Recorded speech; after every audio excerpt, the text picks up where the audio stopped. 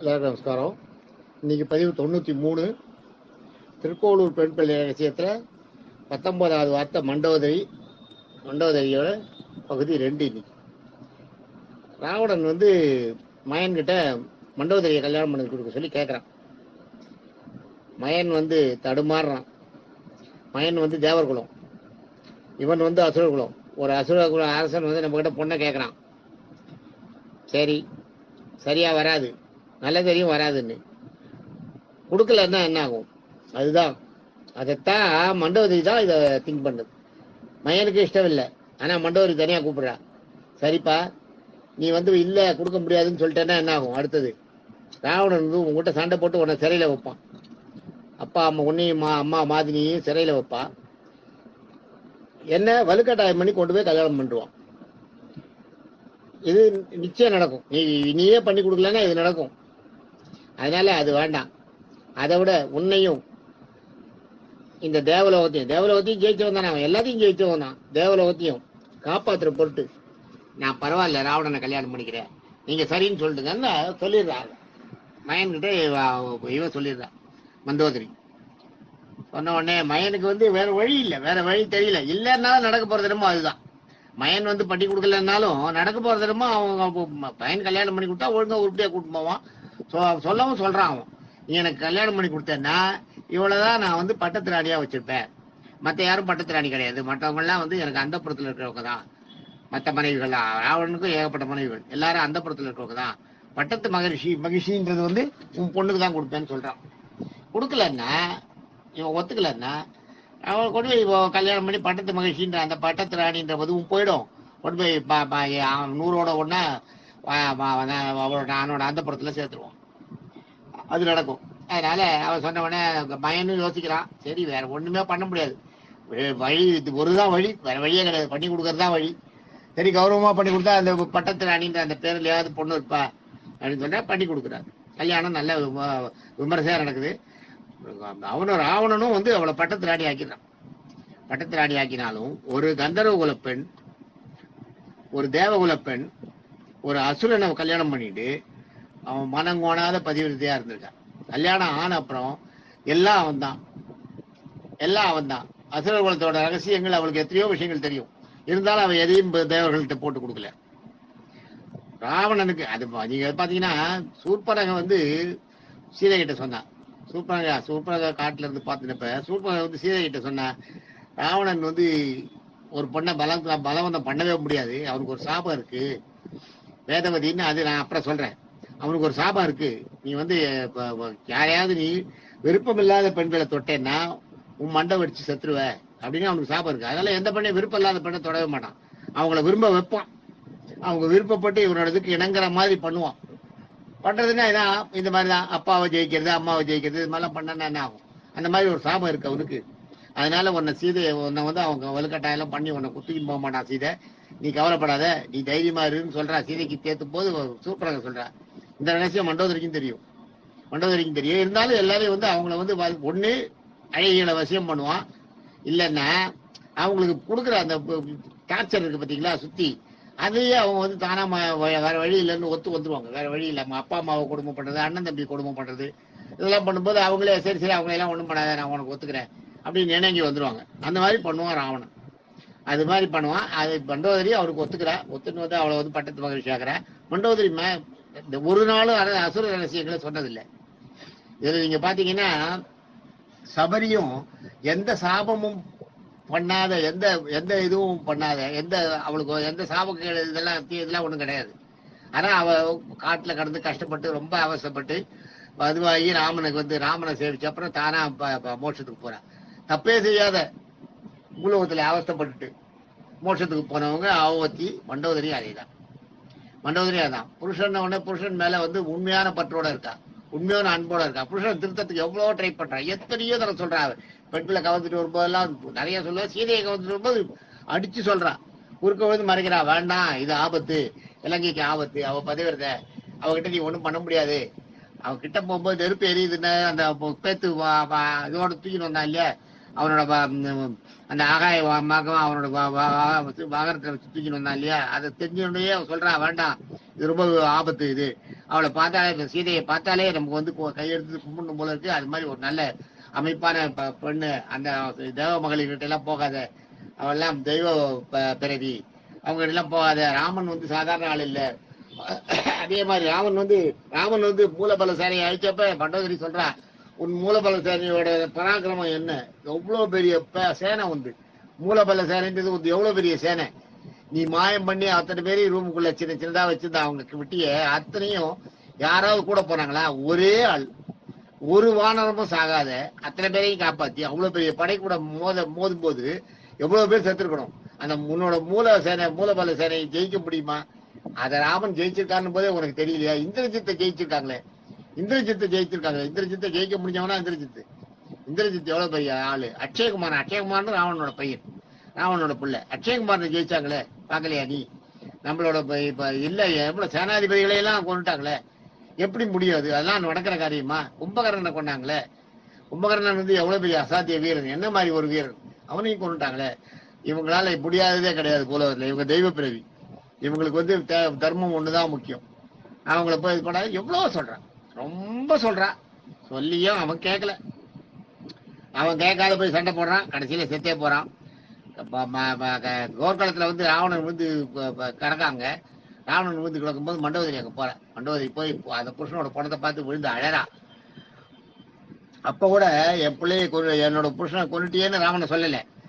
ராவணன் உன்னுடைய வீரத்தில் நீ தோக்கல அப்படின்னு ராவணனோட சடலத்தை பார்த்து சொல்றான். உன்னை வந்து உன் வீரத்துக்கிட்ட நீ தோக்கல, நீ தோத்தது யாருக்கிட்டன்னா அது சொல்ற ஒரு பாட்டாவே கம்பராமாயணத்துல எவ்வளவு அழகா சொல்ற. காந்தையருக்கு அணியணை ஜானகியார் பேரழகும். காந்தையர்னா கந்தவர்கள்.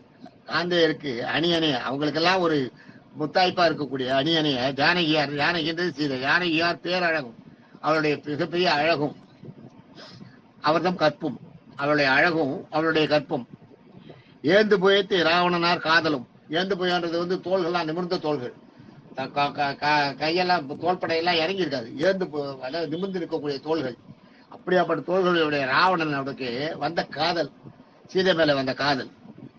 அச்சூர்பலகை இழந்த மூக்கும், சூர்பகை மூக்கு இழந்ததுனால தானே வந்து சொன்னேன். அச்சூர்பலகை இழந்த மூக்கும் வேந்தர் பிரான் தசரதனார் பணியதனால் வெங்கானில் விரதம் பூண்டு போந்ததுவும். வேந்தர் பிரான் தசரதன் ராஜா அவர் வந்து அவருடைய ஒரு காரணத்துக்காக பணியதனால் அவர் சொன்னது காரணத்துக்காக வெங்கானில் ரொம்ப மோசமான அடர்ந்த காட்டுக்கு நடுவுல விரதம் பூண்டு போந்ததும், விரதம் பூண்டு வந்ததும். இதெல்லாம் வரலன்னா வந்துருக்க முடியாது இல்லையா? ராவணன் அது மாதிரி வரலன்னா ராவணனை பார்க்கவும் போறதில்ல, ராவண சீதையை கவர்ந்து வந்துக்க போறதும் இல்லை, அவங்க பாட்டுக்கு அவங்க இருந்துப்பாங்க. போந்ததும் அதுபோல கணமுறையே புரந்தரனார் கணமுறையே புரந்தரனார் வந்து இந்திரன். கணமுறையே புரந்தரனார் பெருந்த மெய்யதனால் போயிட்டுறம்மா அப்படின்றார். பெருந்த மெய்யதனால்ன்றது என்னன்னா, மெய்யிறது வந்து தவம். பெருந்த மெய்னா கடுமையான தவம். கணமுறையே ஒரு கணம் கூட அந்த இது முடியாத தேவகணங்கள்ல ஒரு கணம் கூட விடாத புரந்தரனார் இந்திரன் செய்த தவமும் அதுதான். அதனாலதான் உன்னோட உயிர், உன்னை நீ வந்து தோத்த போயிட்டுறம்மா, அதனாலதான் போச்சுமா உயிர் அப்படின்னு அவன் மேல விழுந்து அழறா. காந்தையருக்கு அணிகளை ஜானகியார் பேரழகும் அவர்தம் கற்பும் ஏந்து புயத்து ராவணனார் காதலும் அச்சூர்பனகை இழந்த மூக்கும் வேந்தர் பிரான் தசரதனார் பணியதனால் வெங்கதனில் விரதம் பூண்டு போந்ததுவும் கணமுறையை புரந்தரனார் பெருந்த மெய்யதனால் கணமுறையே புரந்தரனார் பெருந்த மெய்யதனால் போயிட்டுறமான்னு பாடுறா. என்ன அழகான பாட்டு பாருங்க. காந்தையருக்கு அணிகளை ஜானகியார் பேரழகும், காந்தையருக்கு அணியணைய ஜானகியார் பேரழகும் அவர்தம் கற்பும் ஏந்து புயத்து ராவணனார் காதலும் அச்சூர்பலகை இழந்த மூக்கும் வேந்தர் பிரான் தசரதனார் பணியதனால் வெங்கானில் விரதம் பூண்டு போந்ததுவும் கணமுறையே புரந்தரனார் பெருந்த மெய்யதனால் போயிட்டம்மா, அதனாலதான் உன் உயிர் போச்சு, இல்லாட்டா உன்னை போயிட்டு முடியாது, உன்னை யாரும் ஜெயிக்க முடியாது. உன்னை ஜெயிச்சது ராமன் இல்ல, உன்னை ஜெயிச்சது இதெல்லாம் தான். இப்ப மேல சொன்னதுதான். இந்த சீதையோட கற்பும் அவளுடைய அழகும் அவளுடைய கற்பும் ராவணன் உனக்கு உன் மனசுக்குள்ள ஏற்பட்ட காதலும் சூர்பனகை மூக்க எழுந்ததும் தசரதன் வந்து ராமனை காட்டுக்கு அனுப்பினதும் இந்திரன் வந்து இந்த ராவணன் சாகணும்னு ஏன்னா ராவணன் எல்லா அளவுக்கும் ஜெயிச்சிடறான் இல்லையா, அதனால இந்த ராவணன் சாகணும் கடும் தவம் புரிகிறான். இந்திரன் வந்து பெரிய தவம் புரிஞ்சதுதான் சேர்ந்துதான் இதெல்லாம் சேர்ந்துதான் உயிரை பறிச்சுட்டு நீ தோத்துட்ட. இவன் இதுகிட்ட எல்லாம் தோத்துட்ட, நீ ராமனுடைய வீரத்துல தோக்கல, உன்னுடைய வீரத்தால் நீ தோக்கவில்லை, நீ தோத்ததெல்லாம் இதனாலதான்றத சொல்லி அழறா. அழுது அந்த ராவணனை அணைச்சுன்னு அப்படி பால விழுந்து அழகா பாத்தீங்களா, அப்படியே உயிர் போயிடுது. அப்படியே உயிர் போயிடுது. பதிவிரத்தையோட உயிர் அப்படியே போயிடுது. அப்படியே விழுந்துடுறா அவன் மேலே, அப்படியே தலையை வச்சு அப்படியே எழுதிருக்கவே இல்லை. அப்புறம் விபீஷணன் வந்து தள்ளி பாக்குறான், பணமாயிடுறான், உயிரே இல்லை. தான் நினைச்ச உடனே உயிரை விட்டான். ராவணன் செத்து போயிட்டான் உடனே நான் ஏன் இருக்கணும்னு சொல்லி அழுவா. அது ஒரு பாட்டு இருக்கு, அந்த பாட்டு எனக்கு டக்கு ஞாபகம் இல்லை.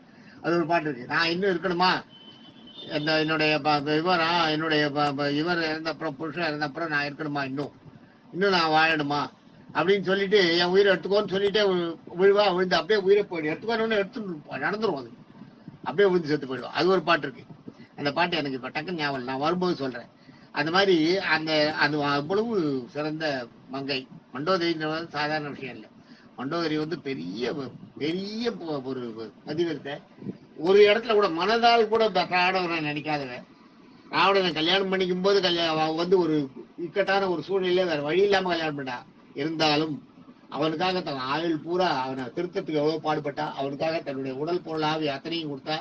மனதால் கூட ராவணன் வந்து எல்லா பெண்கள் மேலேயும் இச்சை கொண்டான். இதுக்கு மாறா மண்டோதரி மனதால் கூட வேற எந்த ஆடவரையும் மனசுல நினைச்சு பார்த்ததே இல்லை. அதனால மண்டோதரியோட கற்பு ரொம்ப உயர்ந்தது. மண்டோதரியோட சாவும் வந்து இது ராமாயணத்துல மண்டோதரி தாயேன்னு தான் சொல்றாரு ராமர். தாயேன்னு தான் கூப்பிடுறாரு அவளை, புருஷனை இழந்து நிற்கிறவளை தாயேன்னு தான் கூப்பிடுறாரு ராமன். ராமருக்கு மண்டோதரியோட அருமை தெரியும். அது மாதிரி மண்டோதரி வந்து இவங்க என்னன்னா ஏதாவது பாவம் தண்ணி ஏதாவது தப்பு பண்ணி அதனால ஒரு சாபம் அடைஞ்சு அந்த சாபத்துக்காக இந்த துன்பத்தை அனுபவிச்சாங்கன்றது இல்லை. சபரியும் சரி மண்டோதரியும் சரி ஒரு தப்பு பண்ணிக்கணும், அந்த தப்புக்கு ஒரு சாபம் யாராவது கொடுத்துருக்கணும், அந்த சாபத்தினால இது அனுபவிக்கிறதுன்றது மரபு. ஆனா இவங்க அந்த மாதிரி சாபமே எதுவுமே இல்லை. மண்டோதரிக்கும் சாபம் எதுவுமே கிடையாது, சபரிக்கும் சாபம் எதுவுமே கிடையாது. ஆனா அவங்க மோட்சம் போறதுக்கு யாரும் கொடுக்க வேண்டிய அவசியமே இல்லை. மண்டோதரிக்கு மோட்சமும் ராமர் கொடுக்கல. ராமர் வந்து சாட்சி தான். மண்டோதரிக்கு அவ இறந்த உடனே தானா வந்து புஷ்ப விமானத்துல வந்து அவளை கூட்டின்னு போனாங்க. ராவணன் செத்து போன உடனே கூட்டின்னு போல. ராவணன் செத்து போன உடனே ஒரு ஜோதியாகி வந்து ராமர்கிட்டயே அப்படியே ஐக்கியமாயிடுறான். ஆனா மண்டோதரி வந்து ராமர்கிட்ட ஐக்கியமாகல. மண்டோதரிக்கு வந்து மேல இருந்து புஷ்ப விமானம் வந்து அவளை கூட்டின்னு போயிட்டான் மோட்சம் மண்டோதரிய. அப்ப என்ன அர்த்தம், அதுக்கும் சாட்சி தான் ராமர். ஆக மண்டோதரியோட கதை எவ்வளவு உயர்ந்தது. அதைத்தான் சொல்றான் திருக்கோளூர் பெண் பிள்ளை ரகசியத்துல அந்த 19வது வார்த்தை. அவள் தெய்வம் என்றேனோ மண்டோதரியை போல, அவன் தெய்வம் என்றேனோ மண்டோதரியை போல. அவன் தெய்வம்னா யாரு, ராவணன். ராவணனையே கடைசி வரைக்கும் தெய்வமா நினைச்சிட்டு இருக்கான். வேற எந்த இதுவும் இல்லை, வேற எந்த எண்ணமும் இல்லை மனசுல. அதைத்தான் அவன் சொல்றான். அது மாதிரிலாம் நான் இருந்துட்டேனா என்ன வந்து திருக்கோளூர் விட்டு போகாதுன்னு சொல்றீங்களே அப்படின்னு ராமானுஜரை பார்த்து சொல்றேன். ராமானுஜருக்கு ஆச்சரியமா இருக்கு. நாளைக்கு இன்னொரு பதிவில் சந்திப்போம். தேங்க்யூ.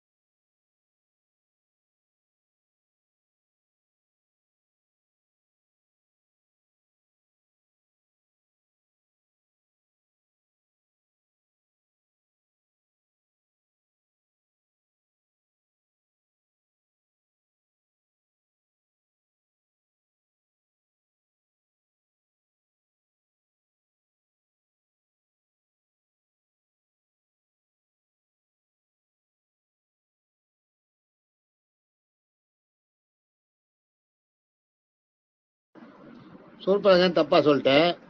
தெரிஞ்சட சொல்றான் எல்லாம். சீதைக்கு வந்து ராவணனுக்கு வந்து இன்னொரு பொண்ணை தொட்டா அவளுக்கு மண்டை வச்சு செத்து போயிடுவான்றத சொல்றது வந்து தெரிஞ்சட. ஏதோ அந்த ஃப்ளோல சூர்பனகைன்னு சொல்லிட்டேன், சூர்பனகை தெரிஞ்சட சொல்றான். விபீஷ்ணோட பொண்ணு திருச்சடை தானே காவலுக்கு இருக்கா, அவ சொல்றேன்.